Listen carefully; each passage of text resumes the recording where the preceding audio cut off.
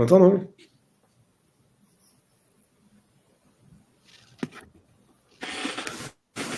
Bonjour à tous et bienvenue pour ce webinaire sur la situation sur la mer Rouge. On commence avec 2 minutes d'avance et je vous propose, comme il est d'habitude dans nos webinaires, de se laisser quelques minutes pour laisser le temps à tous les participants d'arriver. Vous êtes très nombreux aujourd'hui, c'est une très bonne nouvelle.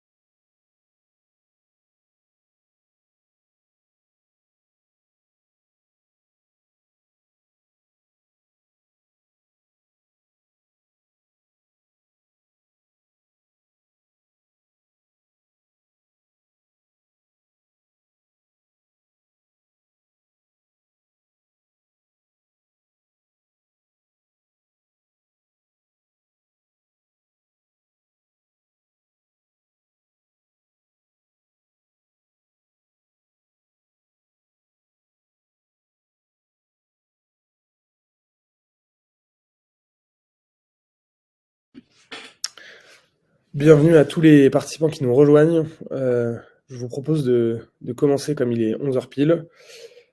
Et on laissera le soin aux autres participants de nous rejoindre au fil de l'eau.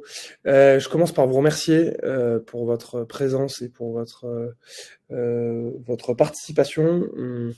On a la chance d'être très nombreux aujourd'hui, presque 500 participants. Donc merci pour votre participation et votre inscription qui, je trouve, signale l'importance d'être informé sur les sujets qu'on vit en ce moment, à la fois sur les sujets directement liés aux événements en mer Rouge, mais aussi les perturbations et disruptions logistiques qu'on commence à connaître et qu'on connaîtra tout au long du premier trimestre. Si on commence peut-être par une brève présentation, on sera 2 intervenants aujourd'hui. Héloïse Roux, qui est en charge de tout le procurement maritime chez nous, donc qui travaille quotidiennement avec tous nos interlocuteurs chez les compagnies maritimes. Et donc, il y a une vision à la fois opérationnelle et stratégique sur la situation et les différents enjeux qu'on peut connaître aujourd'hui. Et je me présente, je m'appelle Arthur Barillas de T, je suis un des cofondateurs et le CEO d'Oversea. Parfait, peut-être commencer par une petite présentation pour ceux qui ne nous connaissent pas en 30 secondes.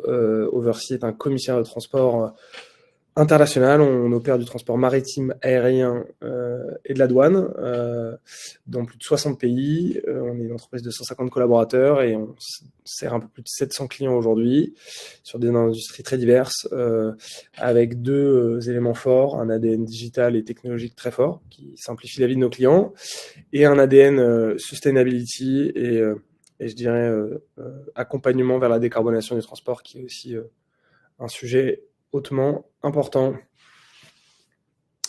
Parfait. Si on commence peut-être par le sommaire du webinaire d'aujourd'hui, on va essayer de structurer la discussion en 4 étapes. La première étape, c'est un retour sur le contexte de la crise en mer Rouge et donc une petite introduction à la fois sur les sujets géopolitiques qui créent la situation qu'on connaît aujourd'hui et aussi sur les problématiques opérationnelles qui sont les conséquences de ces problématiques géopolitiques.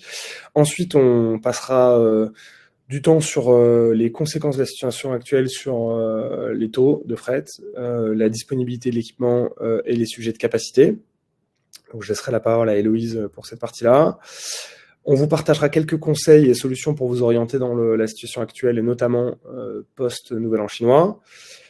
Et on en profitera pour répondre aussi à toutes vos questions. La présentation durera entre 15 et 20 minutes et on se laissera tout le temps qu'il faut pour répondre à toutes vos questions. Un point très important avant de rentrer dans le cœur de la présentation, vous avez la possibilité via le chat qui est présent dans l'outil pour poser toutes vos questions au cours de la présentation. Ce que je vous encourage à faire, c'est de les poser dès maintenant. Comme ça, on pourra, le moment venu, à la fin de la présentation, y répondre et prendre le temps d'y répondre. Donc, n'hésitez pas à les poser dès maintenant. Comme ça, on pourra y répondre à la fin de la présentation. Voilà, sans plus attendre, je vous propose de revenir sur le contexte et la situation qu'on connaît aujourd'hui en mer Rouge. La première chose dont on voulait parler et qu'on voulait expliquer, c'est qu'aujourd'hui, le contexte global qu'on connaît dans le transport maritime est la conjonction de deux phénomènes. Le phénomène évidemment géopolitique dont on parlera tout à l'heure, mais aussi un contexte de cargo rush. Le cargo rush, qu'est-ce que c'est? C'est l'autre nom qu'on peut donner à une peak season. Et un point très important à avoir en tête aujourd'hui, c'est que on constate une demande beaucoup plus forte que ce qui était anticipé à la fois par les compagnies maritimes et je pense tous les acteurs de la profession en janvier. Donc les retours qu'on peut vous faire, c'est qu'on a environ 30 à 40% de demandes supplémentaires par rapport aux allocations habituelles à cette période. C'est quelque chose que, pour être franc, je pense que la profession n'est pas forcément capable d'expliquer aujourd'hui, puisqu'on s'attendait, en tout cas là, assez largement à une peak season très faible et à des volumes assez faibles en sortie notamment d'Asie. Et la réalité est qu'on a eu plutôt l'inverse. Donc ça, c'est le premier point. On a une demande assez soutenue aujourd'hui. Le deuxième point qui est très important, c'est le manque de capacité. Et pour être très concret aujourd'hui, l'immense majorité des navires sont pleins sur les 4 à 5 prochaines semaines. On y reviendra, mais les grandes compagnies maritimes ne prennent plus de booking à l'import Asie avant 4 semaines. Donc c'est un contexte qui rend évidemment très compliqué la période de pré-nouvel an chinois. On estime qu'il manque à peu près 32 000 TEU de capacité par semaine sur le mois de janvier. Donc c'est un point évidemment très important. Et on a l'habituel, je dirais, backlog qui correspond au rush de tous les envois avant le nouvel an chinois. Mais ça qui est une situation plutôt habituelle. Ce manque de capacité, il est aussi la conséquence de la stratégie des compagnies maritimes. Vous l'avez suivi, mais les compagnies maritimes ont annulé énormément de départs navires au deuxième semestre de l'année 2023 en réduisant la capacité pour à la fois, je dirais, suivre la faible demande et deux, pour essayer de juguler la baisse des taux qui malgré tout sont tombés très bas et en dessous du seuil de rentabilité des compagnies maritimes, et on y reviendra, à l'import. Et le point important qu'on voulait vous partager, c'est le fait que la situation devrait rester telle qu'elle est aujourd'hui, au moins jusqu'au nouvel an chinois, qui correspond à la semaine du 10 au 17 février. Et ça, c'est un feedback qu'on a de la part des compagnies et des autres acteurs de la profession, qui est que la situation ne bougera pas et malheureusement, il n'y aura pas de changement majeur sur cette situation et sur les difficultés opérationnelles qu'on connaît d'ici au nouvel an chinois. On voulait aussi revenir sur les éléments sur le deuxième autre facteur déterminant de la situation actuelle, qui est l'attaque des Houthis yéménites et le rerouting des bateaux. Donc on voulait juste vous repréciser aussi un peu le contexte géopolitique. Donc évidemment, ce sujet-là est une sorte d'extension du conflit israélo-palestinien ou du regain du conflit israélo-palestinien organisé par les Houthis au Yémen, supportés par l'Iran. Les attaques ont commencé le 19 novembre 2023. Au moment où on parle, on a eu plus de 26 incidents depuis la mi-novembre. La fréquence et la magnitude des incidents s'est accélérée depuis le début décembre, disons. Et aujourd'hui, mardi, a eu lieu la plus grande attaque jusqu'à l'heure de la part des Houthis. 18 drones, 2 missiles anti-navires ont été tirés. Donc voilà, le point important, c'est que attaques sur les grands navires ne faiblissent pas, au contraire. Voilà, il y a des réponses internationales. Vous avez peut-être suivi que le Conseil de sécurité de l'ONU a voté une résolution demandant de l'arrêt des attaques aux Houthis. Il est peu probable que ça fonctionne, mais ça peut être aussi perçu comme un préalable à je dirais une attaque militaire. C'est aussi important de noter que la Russie et la Chine se sont abstenus sur cette résolution. Voilà, le sentiment que ça nous donne, c'est que la situation géopolitique n'est pas prête d'évoluer, ou en tout cas pour l'instant, les Houthis n'ont pas l'air découragés par les forces déployées dans le périmètre, et ça oblige donc les compagnies maritimes à rerouter leurs navires. Pour vous donner quand même un ordre de grandeur, le rerouting via le cap de Bonne-Espérance à la place du passage par le canal de Suez, ça allonge de 6000 miles nautiques et de 13 000 km le trajet des navires, donc c'est évidemment très important. L'impact économique aujourd'hui n'est pas très clair, pour être franc, du décalage, puisque on estime que le coût du péage d'un porte-conteneur dans le canal de Suez est compris entre 500 000 et 1 million de dollars. Et ce que les analystes calculent, c'est que l'allongement du trajet par l'Afrique déclenchera entre 400 et 500 000 dollars de surcharge carburant, de coûts carburant supplémentaires.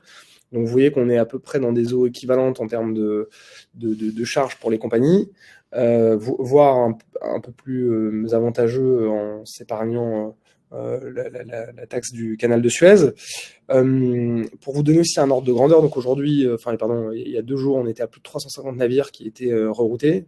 Ça représente à peu près 80% des navires sur l'import aujourd'hui. C'est 4,7 millions d'équivalents 20 pieds ou de TEU. Pour vous donner un ordre de grandeur, c'est 1,5 fois ce que fait le Havre chaque année en l'espace de quelques semaines. Donc c'est absolument colossal comme échelle de rerouting. Et on vous a mis aussi quelques éléments à avoir en tête. C'est 12% du commerce mondial qui passe par Suez et 30% du trafic de conteneurs. Donc c'est important. Ce qu'il faut aussi avoir en tête, malheureusement, c'est que ces reroutings vont avoir un impact écologique important. Le niveau des émissions est très supérieur par le contournement de l'Afrique. C'est à peu près 30% d'impact supplémentaire sur un conteneur Shanghai-Le Havre via ce rerouting. Et il est possible aussi que ce rerouting ait des impacts financiers, puisque les compagnies maritimes sont soumises à ce qu'on appelle les ETS, qui sont une sorte de marché des émissions carbone. Et on anticipe que l'impact pourrait être important là-dessus, et donc que les compagnies pourraient avoir des coûts supplémentaires. La façon dont elles essayent de gérer ces coûts, c'est aussi de ralentir la vitesse des navires pour diminuer l'impact prix carburant et je dirais l'impact écologique aussi. Voilà un peu un récap de la situation et des facteurs qui sont à l'origine. Je laisse maintenant la parole à Héloïse pour qu'elle vous présente les conséquences pour vous, chargeurs. Merci Arthur. Bonjour à tous. Merci encore à vous de votre participation à ce webinaire. Et donc voilà, comme vous l'avez vu, comme vous l'avez vu avec l'introduction d'Arthur, on est dans un contexte de marché qui est totalement inédit et qui a des conséquences de 3 ordres sur le fret: capacité, pénurie de conteneurs et bien sûr sur les taux. Alors, première conséquence, la capacité est en tension. Les compagnies reroutent leurs navires via le cap de Bonne-Espérance. Certaines compagnies suppriment tout simplement leur service Inde ou leur service Moyen-Orient ou leur escale à Israël. C'est le cas de H&M, c'est le cas de OCL, c'est le cas d'Evergreen aussi. Ce rerouting, il a pour conséquence un allongement des transit time, donc entre 10 jours et 3 semaines, et il résulte forcément en une baisse de la capacité disponible. Cette baisse de la capacité, elle vient encore plus déséquilibrer un rapport offre-demande déjà très tendu en période de pré-nouvel an chinois. Et la conséquence de ça, c'est que les navires sont pleins sur 4 semaines, et ça va être le cas au moins jusqu'au nouvel an chinois. Le rerouting des navires, il est maintenu a priori jusqu'à nouvel ordre, puisqu'on est dans une situation d'incertitude quant à la suite du conflit. Et les compagnies maritimes, ce qu'elles attendent, c'est des garanties de sécurité pour pouvoir repasser via la mer Rouge, pour protéger leur personnel et les marchandises transportées. La deuxième conséquence de ce contexte marché, c'est une pénurie d'équipement. On a commencé à avoir des tensions sur l'équipement à partir environ du début du mois de janvier et principalement en Asie. Ces tensions, elles étaient liées à la peak season, au cargo rush, et c'est les ports du nord et du centre de la Chine qui sont particulièrement touchés. Les compagnies maritimes, elles ont commencé à mettre en place des plans de rapatriement de conteneurs. CMA parle par exemple de 80 000 conteneurs supplémentaires, mais la situation, elle va quand même probablement s'empirer dans les semaines à venir et surtout s'étendre aux zones touchées par le rerouting, donc Asie, Europe, Moyen-Orient, Inde, Océanie, puisque les conteneurs passent plus de temps en mer et donc n'arrivent pas en temps voulu dans les ports. La troisième conséquence, évidemment, c'est une augmentation brutale des taux. Alors sur ce point-là, pour être très précis, il faut vraiment distinguer deux types d'augmentation de taux. Le premier type, c'est des augmentations qui sont liées directement à la situation en mer Rouge. Deuxième type d'augmentation, c'est des augmentations qui sont liées aux conditions de marché, au déséquilibre entre l'offre et la demande. Pour les augmentations qui sont liées directement à la situation en mer Rouge, toutes les compagnies maritimes ont mis en place une surcharge opérationnelle liée à l'allongement des distances parcourues.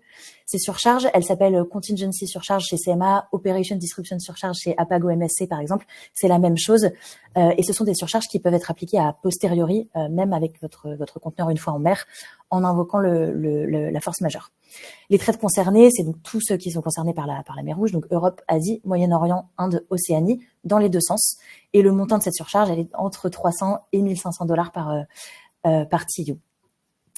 Ensuite, on a des augmentations de taux qui sont liées aux conditions de marché, au déséquilibre entre l'offre et la demande.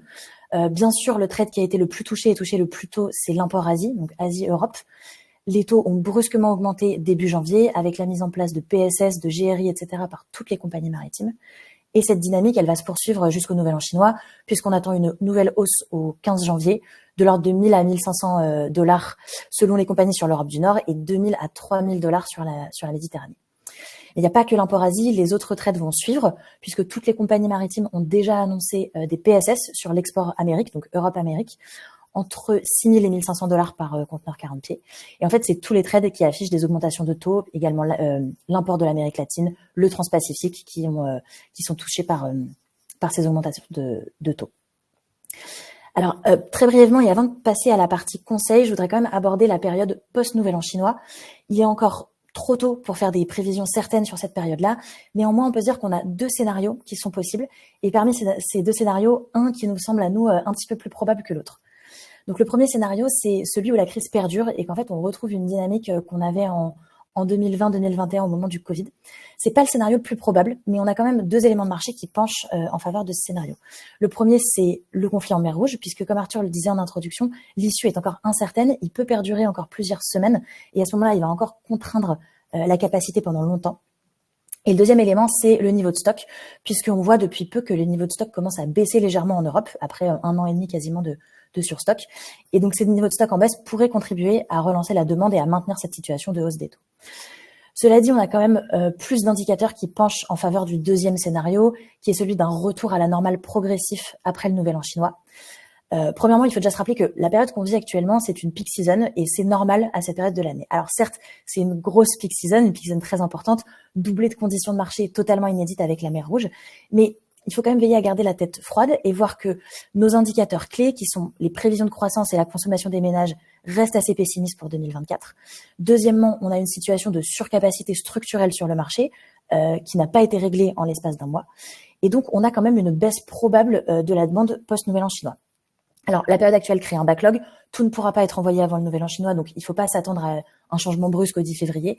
Mais ce qui nous semble le plus probable, c'est quand même une baisse progressive de la demande et des taux après le Nouvel An chinois. Alors, quelles sont nos recommandations et nos conseils pour, on va dire, tirer au mieux son épingle du jeu dans la période qui arrive, dans la période pré-Nouvel An chinois? On a des conseils de 3 ordres pour les importateurs et même les exportateurs, les chargeurs de manière générale. La première, c'est l'anticipation. On vous conseille de prévoir, dans la mesure du possible, 4 semaines à l'avance vos bookings.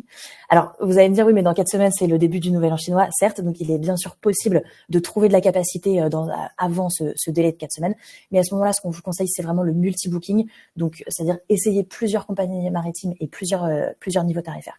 Donc, on vous conseille vraiment de la flexibilité. Et notre troisième conseil, c'est si vous avez un besoin qui est vraiment urgent, il y a 2 possibilités. Soit vous optez directement pour un tarif premium avec une compagnie maritime qui propose un accès à la capacité contre un premium. Vous avez certainement entendu parler des Diamond Tier de MSC, de la Sea Priority Go de CMA CGM, ce sont ces options-là. Et si votre besoin est vraiment urgent, vous pouvez vous tourner vers des solutions en rail. Alors ça marche que en Chine, mais en rail, on a un accès possible à la capacité dans les 2 ou 3 semaines qui viennent, et surtout un transit time de 20 jours qui est donc beaucoup plus court que le maritime. Et la dernière option, c'est la solution en aérien, puisque on a des capacités assez rapides en ce moment dans les avions, principalement en import-Asie. Arthur, je te laisse la main sur la conclusion et on passera ensuite à la partie questions-réponses. Merci pour toutes vos questions d'ailleurs. Volontiers. Merci Héloïse. J'en profite pour vous dire aussi de évidemment pas hésiter à poser vos questions. Je crois qu'on a déjà une quarantaine, une cinquantaine de questions ou de commentaires, donc c'est excellent. Pour conclure, le premier point sur lequel on voulait revenir, c'est vous dire qu'il y a aujourd'hui un impact tarifaire et opérationnel de la situation en mer Rouge sur tous les types de contrats. Alors, ce qui est important de préciser, c'est que l'impact tarifaire n'est pas le même sur des contrats long terme où il est beaucoup plus faible que sur le spot, où les taux augmentent beaucoup plus vite. Pour autant, tous les contrats des compagnies maritimes aujourd'hui sont touchés. Deuxième chose qui est importante à garder, et aussi, un point important, la situation est la même chez toutes les grandes compagnies maritimes mondiales, où on voit des stratégies tarifaires qui sont similaires et des niveaux de prix qui sont similaires, donc le marché réagit de manière homogène du côté des compagnies maritimes.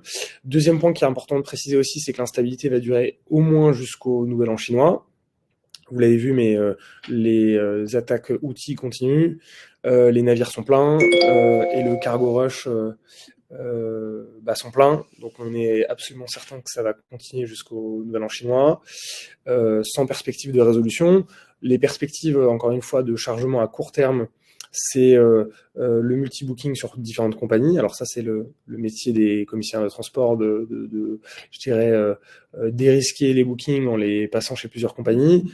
Et l'autre option, évidemment, pour s'assurer du chargement, c'est ce dont parlait Héloïse, qui sont les contrats, les produits premium avec de la capacité à louer, si vous voulez, chez MSC, CMA et les autres. Voilà. Alternative aérienne, on s'en est parlé aussi. Les taux restent quand même très bas. Pour l'instant, pour vous donner un ordre de grandeur, les taux en import-Asie sont aux alentours de 3 $ du kilo, ce qui correspond vraiment à une low season. On est très loin des taux aériens qu'on a connus pendant le Covid, avec des taux entre 10, 12, 13 $ du kilo. Donc c'est une alternative qui, pour l'instant, reste plutôt intéressante. On a déjà des premiers retours qui nous disent que les taux vont augmenter entre 0,5 et 1 $ la semaine prochaine. Donc on sent que le marché est en train de réagir aux problématiques opérationnelles.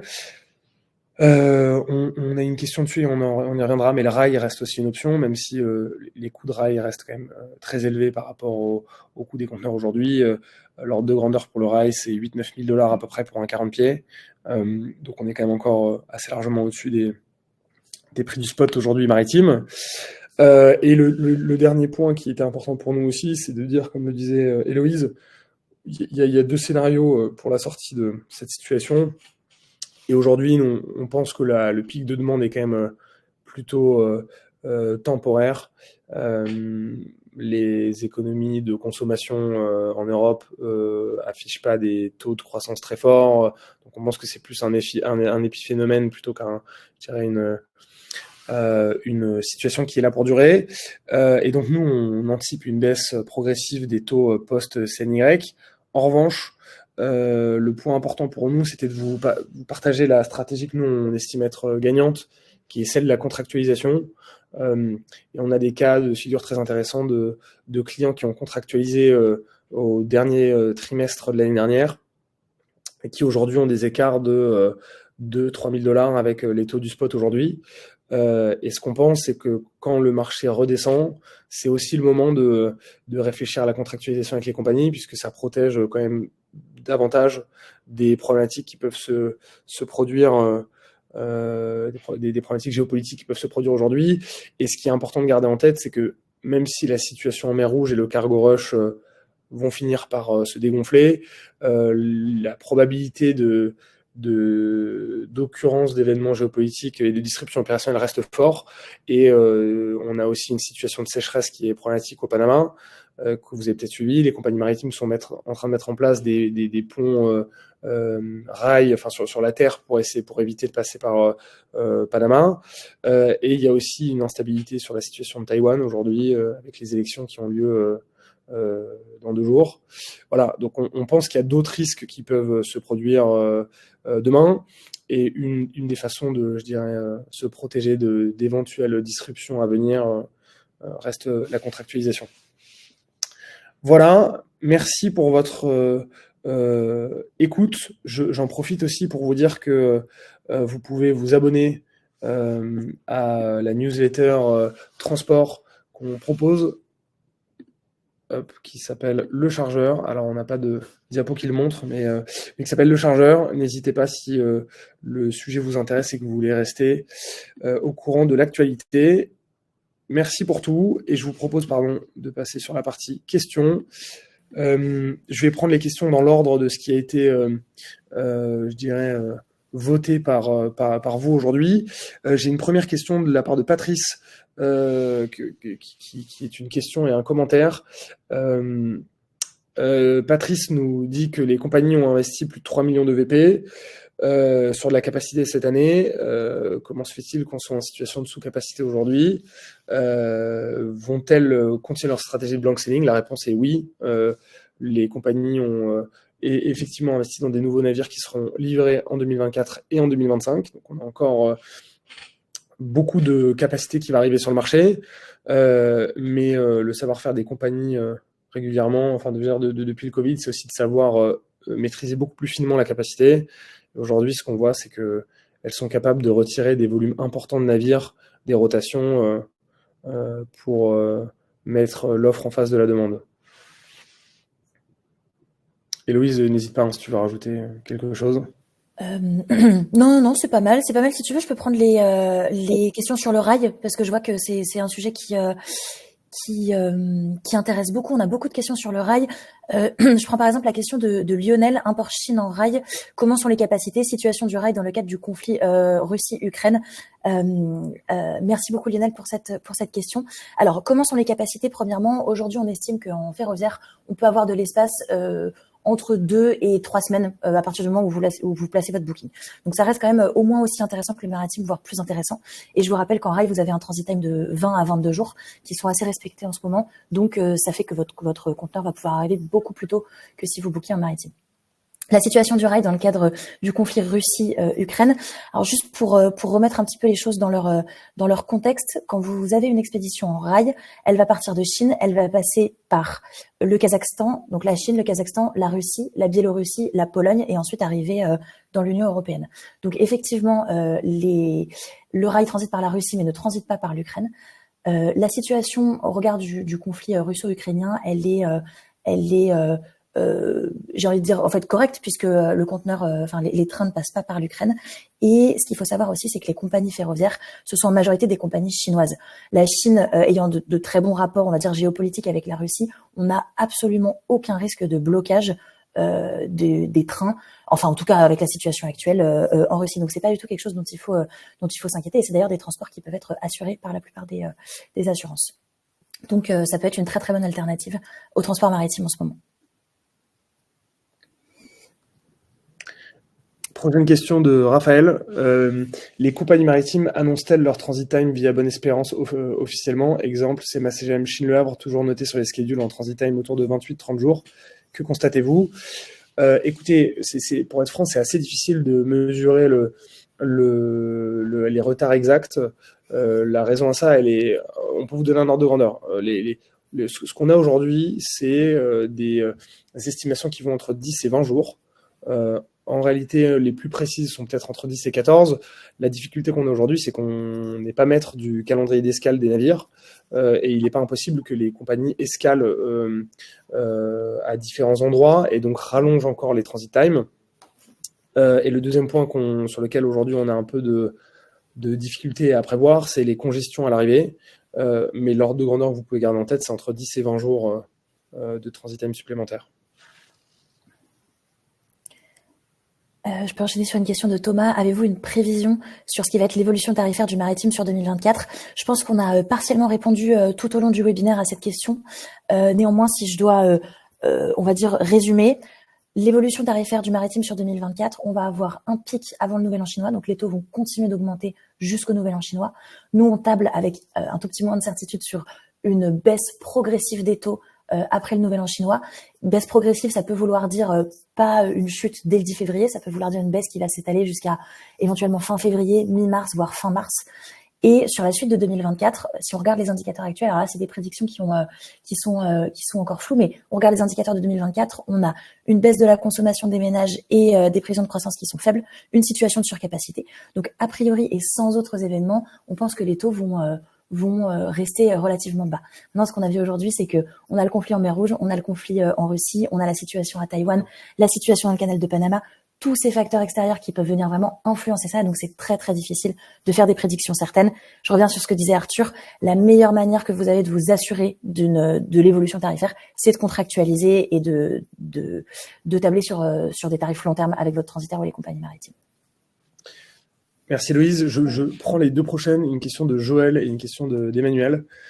Alors la première question d'Emmanuel, c'est qu'entendez-vous par contractualisation? Ça veut dire, en fait, il y a deux façons de gérer vos achats de transport maritime via les transitaires et les commissaires de transport, soit de l'achat spot, donc avec des validités courtes et des tarifs qui sont remis à jour régulièrement, soit sinon via ce qu'on appelle des NAC ou des contrats avec les compagnies sur lesquels vous donnez un engagement estimatif de volume et vous engagez à respecter dans les grandes lignes les volumes que vous donnez aux compagnies, en échange de quoi les compagnies vous donnent des taux avec des validités plus longues qui peuvent aller de 1, 2, 3 mois à une ou plusieurs années. Donc c'est ça l'enjeu de la contractualisation.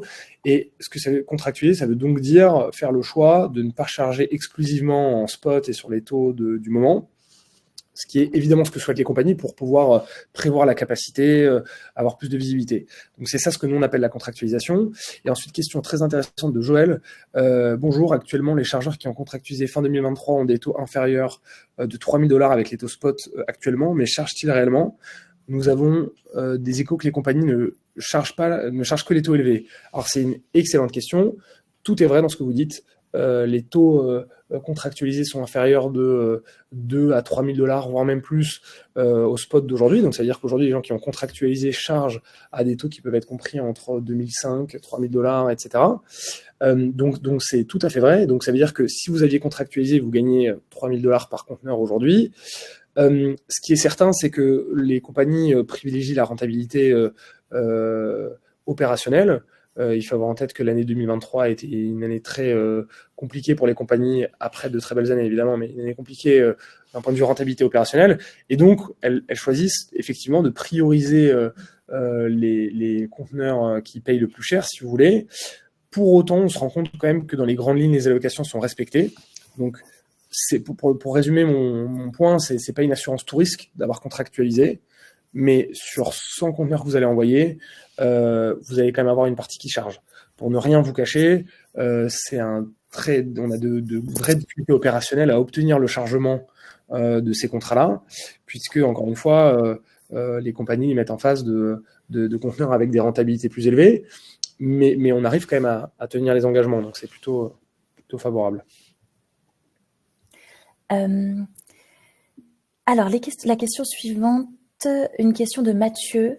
Comment sont gérés les ETA actuellement? Intègrent-ils directement le rerouting ou aurons-nous une surprise pendant le parcours? J'imagine que cela dépend des compagnies. Ouais, vous avez tout à fait raison, Mathieu, ça dépend vraiment des compagnies maritimes. Je vous donne un exemple. La compagnie MSC a annoncé aux alentours du 20 décembre le rerouting de ses navires jusqu'à nouvel ordre. Donc, jusqu'à nouvel ordre, vous pouvez être certain, entre guillemets, que les navires vont être routés via le cap de Bonne-Espérance. APAG, à l'inverse, assesse, si je puis dire, ou réévalue la situation, chaque semaine le lundi. Donc, chaque semaine le lundi, elle va statuer sur ce que font ces navires au départ d'Asie, en l'occurrence c'est souvent au départ de Singapour, pour la semaine suivante.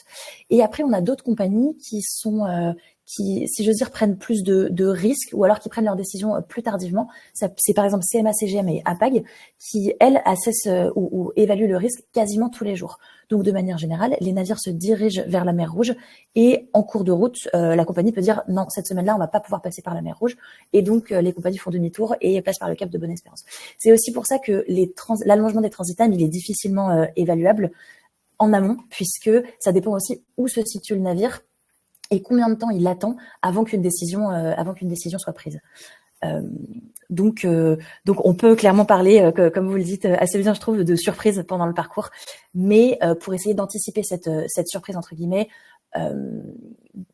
comptez, on va dire pour être sûr, ETA classique plus 2 à 3 semaines et vous aurez, on va dire, une bonne surprise si vous faites comme ça.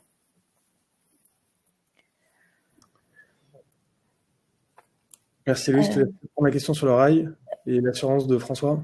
Oui, tout à fait. Question de François, quel est le contexte assurantiel pour le rail au regard des exclusions liées aux pays en guerre?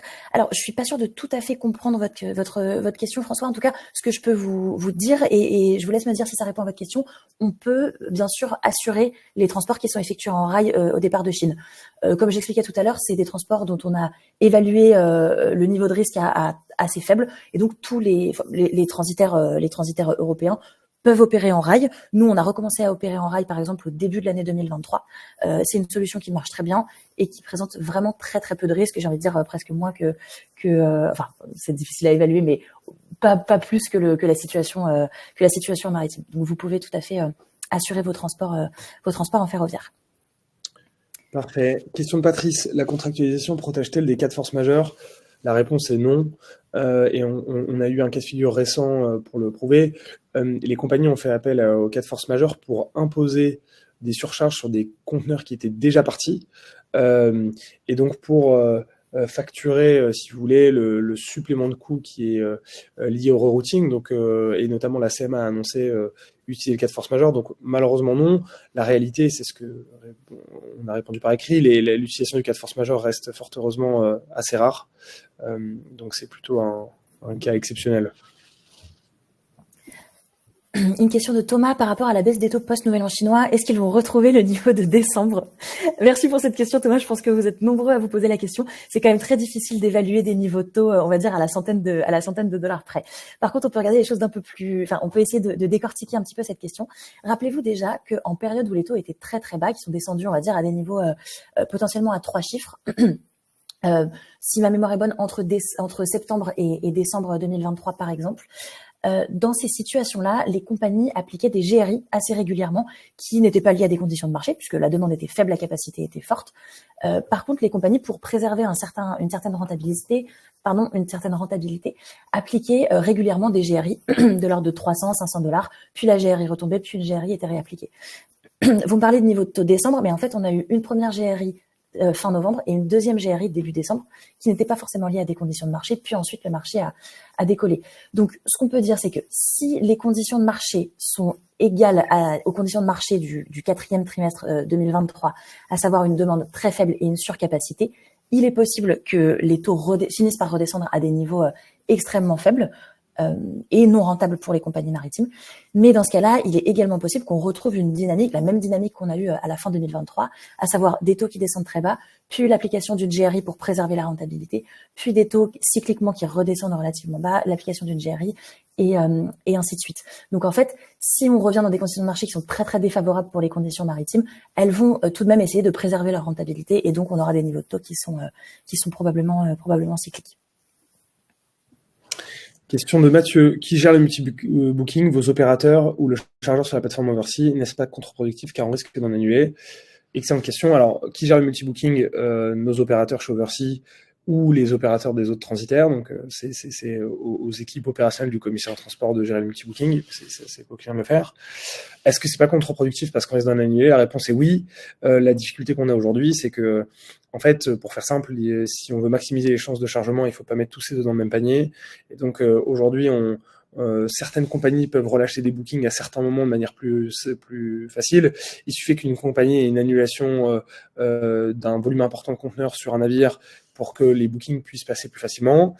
Et ça, c'est très difficile à prévoir. Et donc, du coup, la seule façon de le faire, si vous voulez, c'est multiplier les demandes et ensuite de gérer en fonction de l'acceptation. Ce qui est clair, c'est que c'est une stratégie qui est adaptée jusqu'au Nouvel An chinois et pour, disons, les 4 prochaines semaines. En revanche, c'est pas quelque chose qu'on conseille sur des temps normaux sur lesquels on arrive à avoir des relâches rapides et efficaces. Une question de Lara. Bonjour, certaines compagnies arrivent à passer par le canal de Suez. Avez-vous la vue sur ces compagnies? Les ETA annoncés sur FOS sont actuellement avec les schedules par le canal de Suez, alors que reroutés par le Cap de Bonne-Espérance. Oui, tout à fait. Donc c'est ce qu'on se disait tout à l'heure. Les schedules sont en ligne ne sont pas forcément fiables puisque certaines compagnies prennent leurs décisions vraiment à la semaine ou même au jour le jour. Donc la plupart des navires qui sont reroutés via Bonne-Espérance n'ont pas encore de TA fiable. Certaines compagnies arrivent effectivement à passer par le canal de Suez. Assez récemment, on a eu par exemple Maersk qui a tenté un passage par le canal de Suez. Alors c'est pas tout à fait le canal de Suez, c'est plutôt le détroit de Bab el-Mandeb où les problèmes arrivent, mais en tout cas c'est, on va dire, la mer Rouge. CMA CGM également et COSCO arrivent également à faire passer certains navires par le canal de Suez. Ces compagnies-là, comment je peux répondre précisément à votre question? Avez-vous la vue sur ces compagnies? Donc voilà, c'est les compagnies qui tentent, on va dire parfois le canal de Suez, mais ça peut vraiment changer d'une semaine à l'autre en fonction de la situation. Encore une fois, dans le chargeur toutes les semaines, on essaye de vous faire on vous fait un bilan clair sur ces compagnies-là. Donc n'hésitez pas à vous abonner si vous souhaitez avoir des informations, on va dire fraîches chaque semaine. Question sur le dangereux en rail. Le dangereux en rail, alors je vois pas la question, mais merci beaucoup de poser cette question. Effectivement, je l'ai pas précisé, le dangereux en rail, c'est impossible.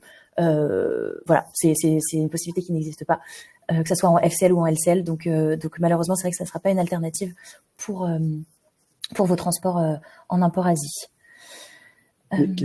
Hugues, quel volume de conteneurs minimum annuel ouvre la porte à la contractualisation? Sa question a disparu. La réponse est: pour un contrat individuel à votre nom de client, c'est entre 250 et 300 conteneurs par an, enfin TEU par an. En réalité, ce qui est possible de faire aussi, c'est ce qu'on appelle des NAC baskets, donc des contrats groupés sur lesquels on va grouper plusieurs clients qui ont des volumes un peu plus faibles pour leur faire bénéficier de conditions plus favorables et de mutualiser leur potentiel de chargement. La réalité aussi, c'est que c'est aussi un peu de cas par cas, donc il faut mieux se rapprocher de votre commissaire de transport pour valider la faisabilité ou non.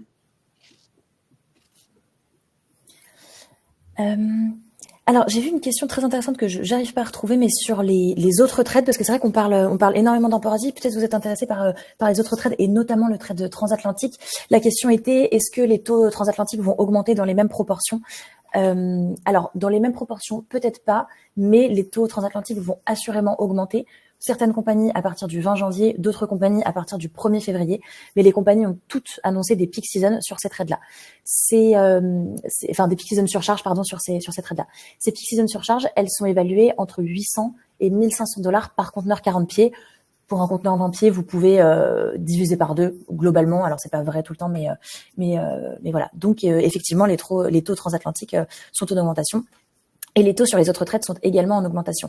Le transpacifique, donc Asie vers les États-Unis, est en augmentation constante depuis la mi-décembre, avec une application de GRI très régulière et tous les 15 jours.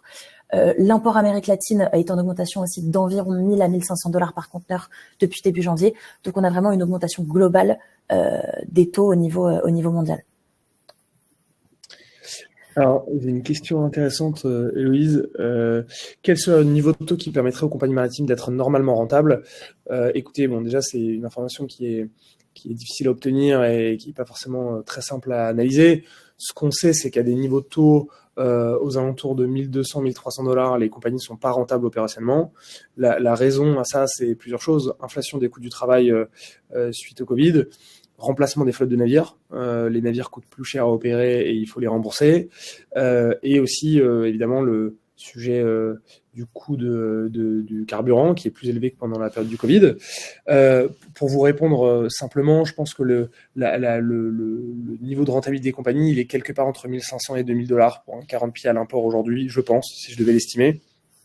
Donc vous pouvez vous dire que si vous êtes en dessous de ça aujourd'hui, si la compagnie vend en dessous de ce prix-là aujourd'hui, vraisemblablement c'est une situation qui n'est pas durable pour elle. Ouais, et j'ajoute également que ça dépend beaucoup des compagnies maritimes et notamment des trades qu'elles opèrent. Je vous donne un exemple. La compagnie coréenne H&M, donc Hyundai, possède un service transpacifique et un port Asie et normalement Inde et Moyen-Orient qu'elle arrête en ce moment. Donc cette compagnie-là va être très impactée par le trade import Asie par exemple. À l'inverse, d'autres compagnies qui opèrent sur de l'Amérique latine, de l'Afrique ou du transatlantique peuvent se permettre d'être moins rentables sur les trades d'import-Asie parce que très rentables sur d'autres trades. Donc ça va aussi vraiment dépendre de la stratégie et de la diversification des trades proposés par une compagnie maritime.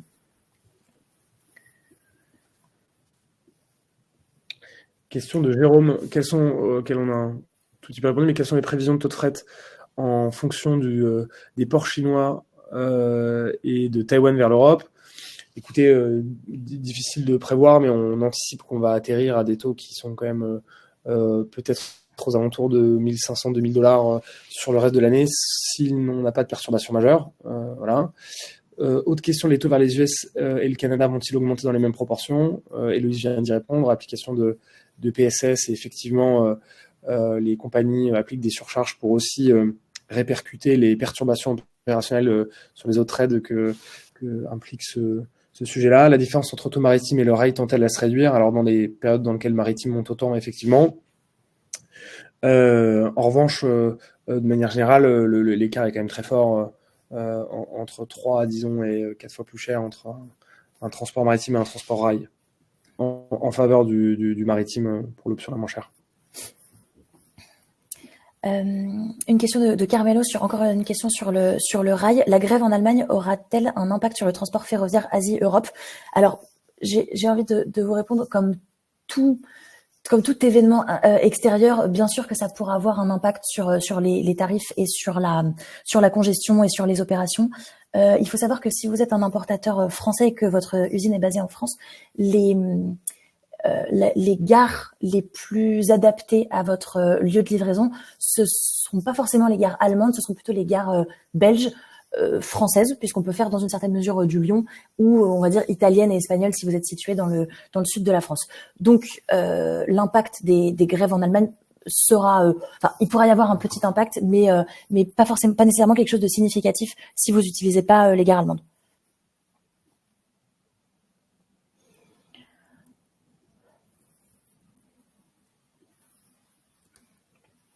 On va peut-être, on a dépassé d'un bon quart d'heure déjà. On va peut-être prendre une ou deux dernières questions et mettre fin à ce webinaire-là. Merci encore une fois pour vos nombreuses questions. Je vais prendre une question de Loris. Congestion à l'arrivée en Europe, transshipment, changement d'escale, une tendance Europe du Nord et Méditerranée. Alors sur la partie congestion, c'est assez intéressant puisque ça fait plusieurs semaines qu'on alerte sur le risque de congestion en Europe tout simplement, en disant en fait avec tous les navires qui sont reroutés, on risque d'avoir trop de navires qui arrivent en même temps à des moments où ça n'avait pas forcément été prévu. Pour l'instant, force est de constater qu'on n'a pas encore de problème de congestion majeur en Europe, que ce soit en Europe du Nord et que ce soit à Fos. La semaine dernière, par exemple, on avait tantôt maximum 5 jours à Anvers, 6 jours au Havre, donc c'est une légère congestion, mais on est loin des congestions catastrophiques de plus de 15 jours qu'on peut avoir par exemple en période de grève ou ce genre de choses. Maintenant, il faut rester très très attentif à la situation parce que comme vous le savez dans le transport, ça peut changer vraiment du jour au lendemain, donc c'est quelque chose qu'on regarde quotidiennement. Pour l'instant, on n'a pas encore d'impact majeur sur la congestion à l'arrivée en Europe. Sur la partie transshipment, comme le disait Arthur tout à l'heure, pour l'instant, on n'a pas vraiment les nouveaux routings des compagnies maritimes, ils sont pas très clairs et affichés. Et pour l'instant, on n'a pas de transshipment supplémentaire en Afrique, par exemple. Mais c'est quelque chose qui pourrait être mis en place si la crise venait à durer. En fait, ce serait un changement global des routings proposés par les compagnies maritimes. Changement d'escale, donc même réponse. Donc voilà. Il y a aussi un élément de votre question qui est peut-être la disponibilité des conteneurs. On commence à voir des pénuries de conteneurs arriver en Europe qui sont liées vraiment à l'allongement des transit time, au fait que les conteneurs passent plus de temps que prévu en mer. Donc ça, c'est une conséquence qu'on commence tout juste à voir arriver, on va dire un mois avant le début de la crise. Héloïse, on a un peu dépassé, donc je propose qu'on termine qu'on conclue le webinaire. Merci pour toutes vos questions, pour votre présence et votre participation. En résumé, la situation restera stable dans des conditions très dégradées jusqu'au Nouvel An chinois, et on s'attend à à ce que les taux se résorbent et se réduisent après. Et on vous encourage à vous renseigner sur des sujets de contractualisation pour essayer de limiter l'impact tarifaire que de nouvelles perturbations pourraient avoir en mer Rouge ou ailleurs. Voilà, merci à tous. On vous souhaite aussi une excellente année et puis à très vite. Merci à tous. Au revoir.